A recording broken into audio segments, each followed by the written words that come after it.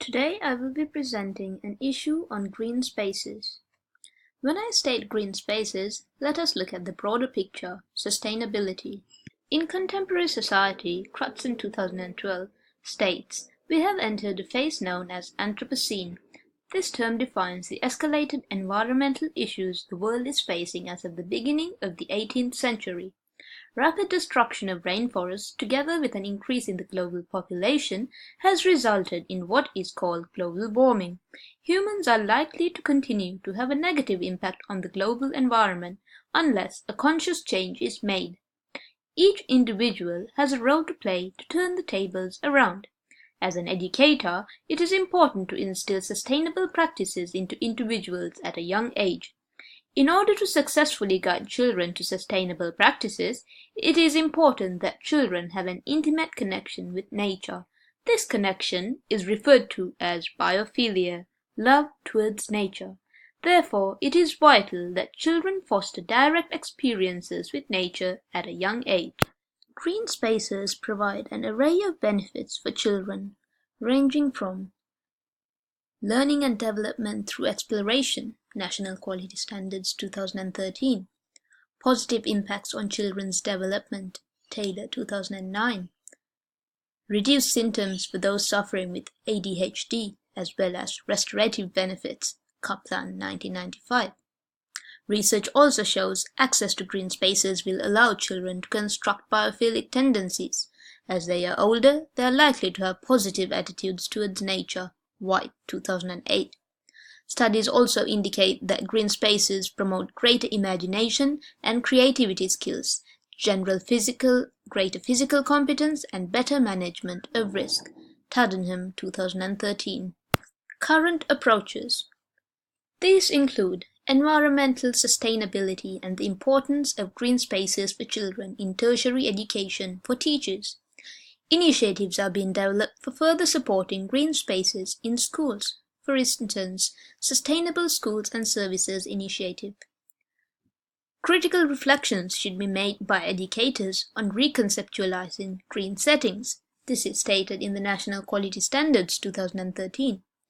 Firms are working with educational services to preserve the environment. For instance, Fresh Green Clean, Rouse Water are some examples of the initiatives taken by firms. Government initiatives include Learning for Sustainability, New South Wales Environmental Education Plan 2007 to 2010, New South Wales Curriculum Framework for Children's Services, Early Childhood Towards Environmental Sustainability, SOE 2003, National Quality Framework funded by the Australian Government states the significance of direct experiences with nature. Furthermore, the EYLF draws connections to environmental experiences. For example, Outcome 2, children are connected and contribute to their world. Outcome 4, children are involved and confident learners. Why is it an issue?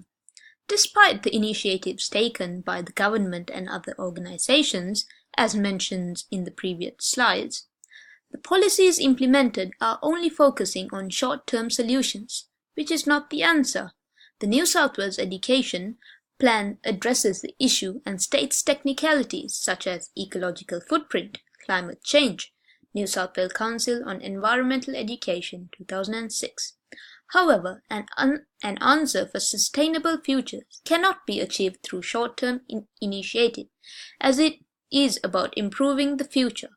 Long-term measures have to be laid down. This is where green spaces play a vital role. Thus, it is important that all settings have access to green environments. Not only does this promote cognitive, physical, and emotional well-being, but it is the answer to future sustainable living. Citizenship, democracy, and ethics. Policies introduced by the government and other organizations have an effect. However, green spaces still remain a problem in modern society. The problems in the current policies have been marginalized, thus continues to impact the society and the environment itself. Active citizenship plays a vital role in environmental education.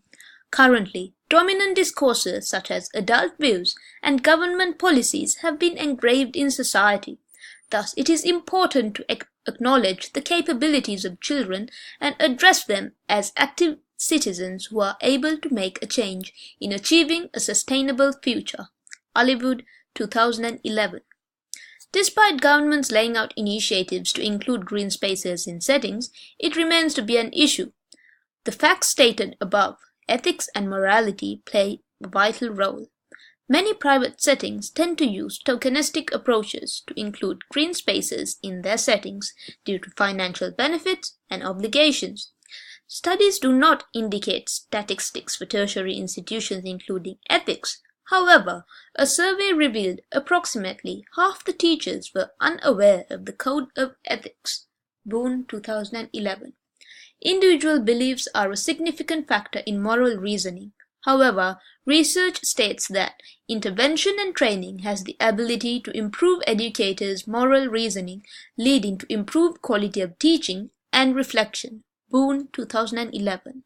To address the issue of green spaces, some alternative possibilities have been listed below. They include: government initiatives should be made compulsory for both private and public settings. Passing plans for building settings should be reassessed to identify flaws, such as inappropriate spacing for outdoor areas. Quality checks should include the availability of green spaces for children and daily access to the natural environments. Observations and portfolios should include environment as an aspect.